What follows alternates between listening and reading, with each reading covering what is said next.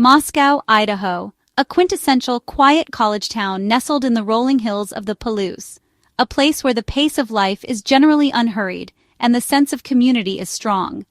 It's a town where Friday night football games are a major event, and the biggest concern for most residents is usually the outcome of the next local election.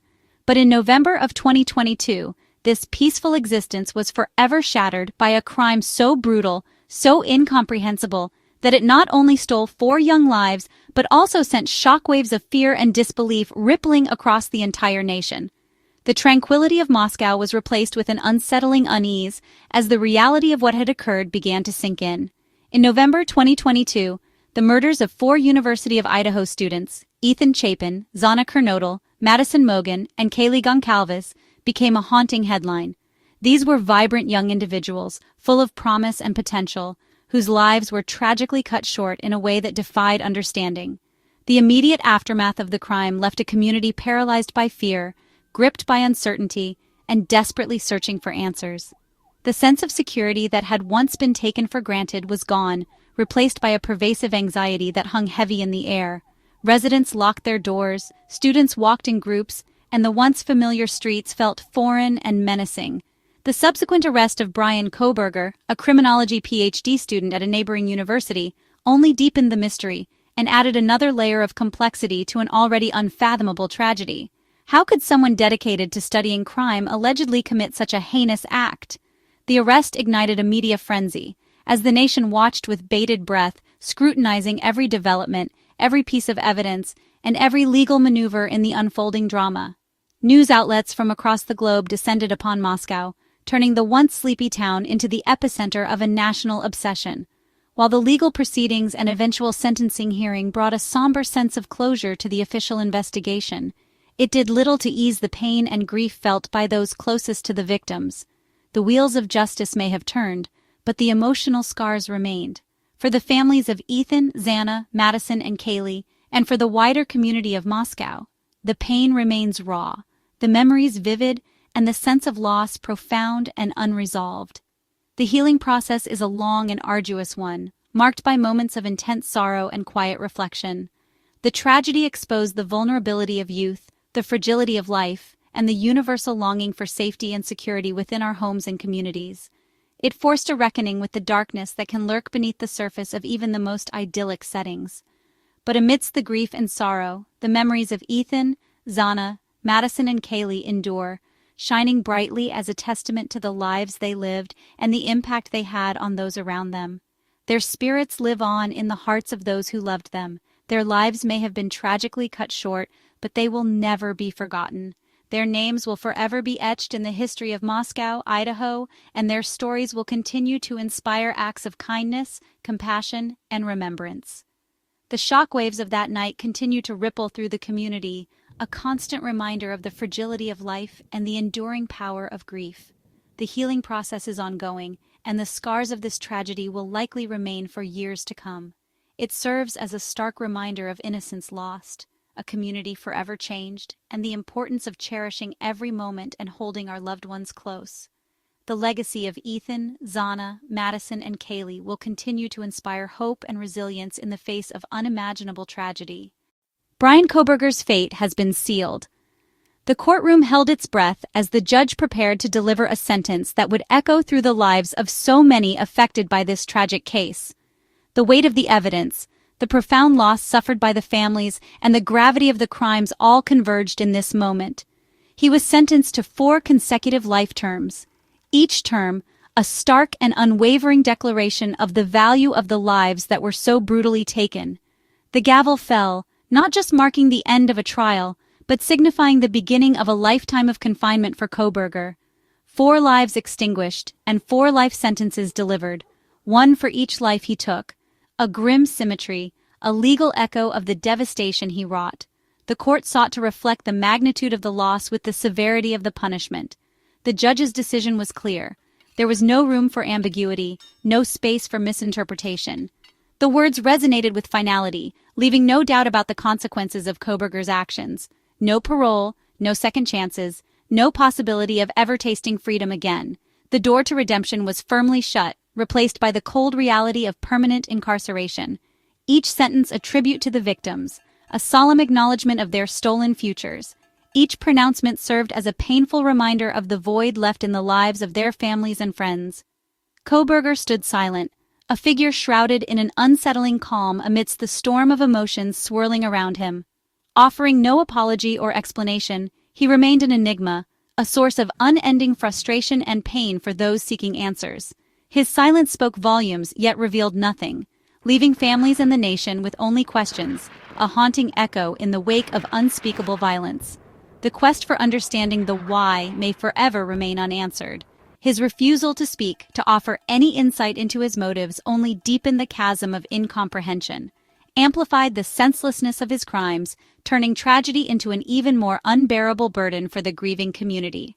The lack of remorse added another layer of pain to an already devastating situation. With the death penalty off the table, the legal options narrowed, focusing on ensuring he would never again pose a threat to society.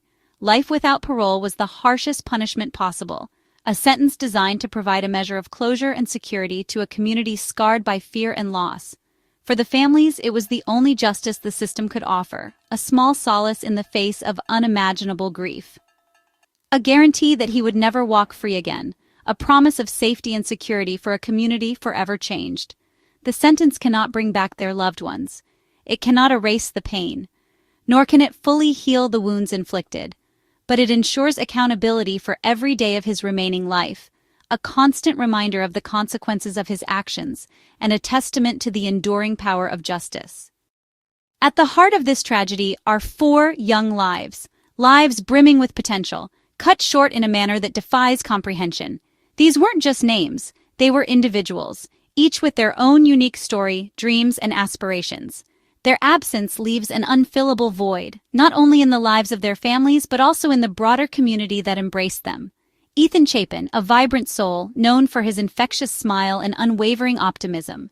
He was the kind of person who could light up a room with his presence, leaving a lasting impression on everyone he met. Xanakernodle, a bright and ambitious young woman, driven by a thirst for knowledge and a passion for life.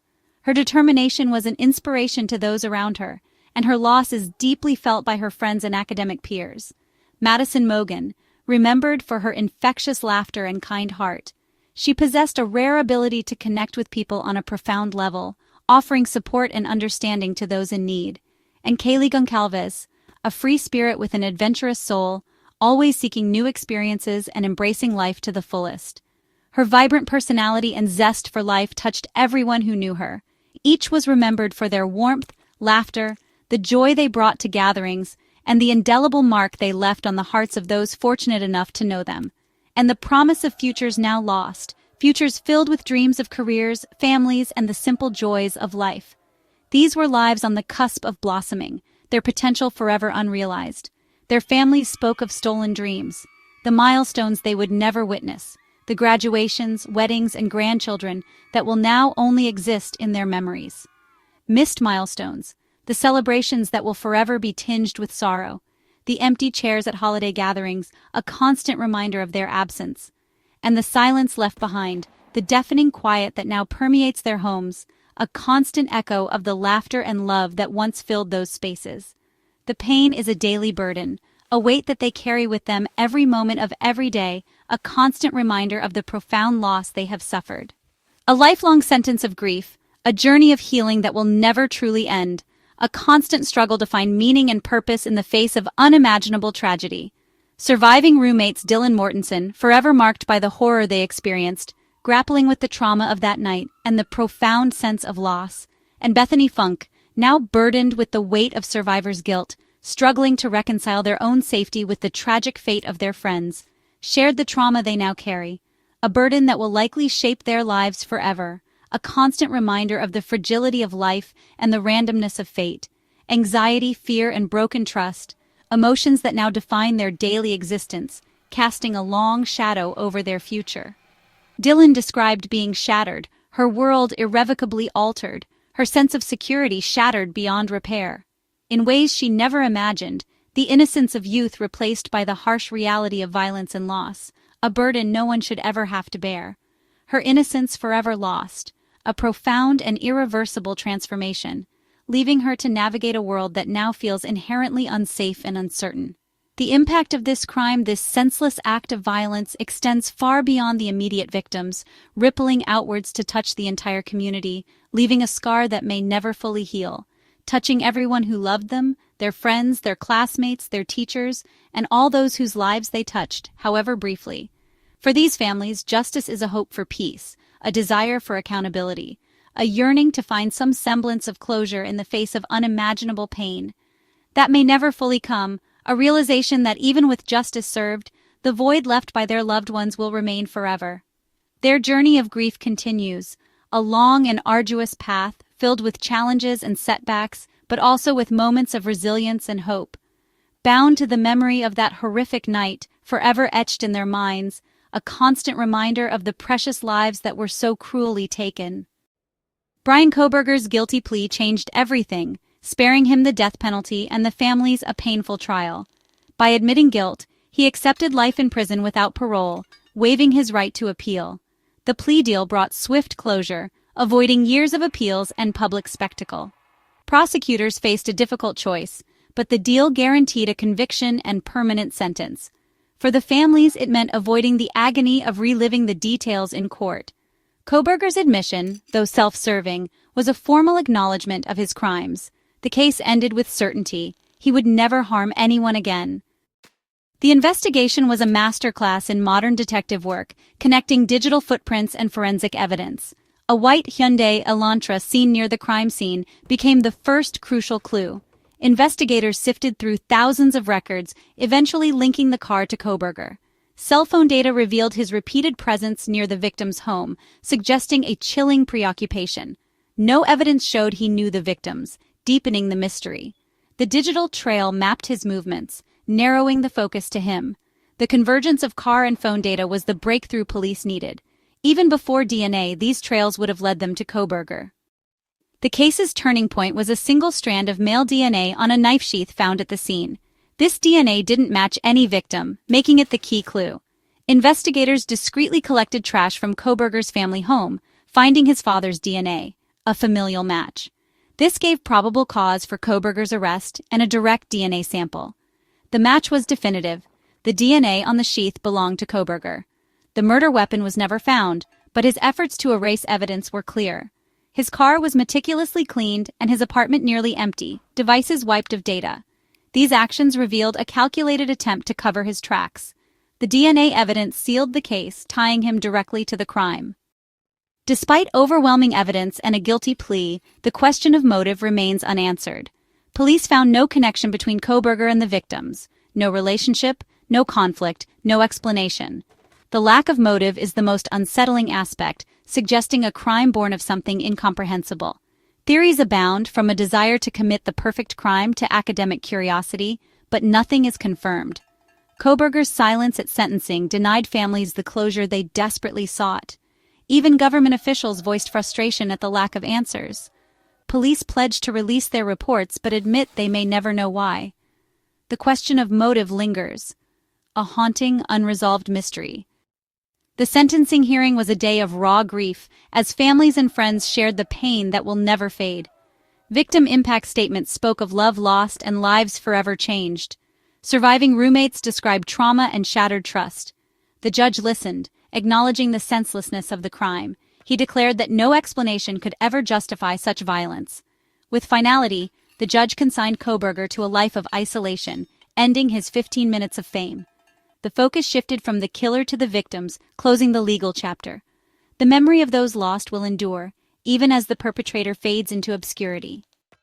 With 4 life sentences, the legal case is closed, but the pain endures for families and the Moscow community.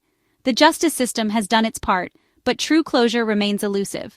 The loss is felt daily: empty chairs, missed milestones, and memories of what could have been. The motive remains a chilling enigma, locked away with Kohberger. The public may move on, but for those left behind, healing is a slow, ongoing process. The 4 students will be remembered for their lives, not their deaths. Their light continues to shine in the hearts of those who loved them. The case is closed, but the mystery and the memory endures.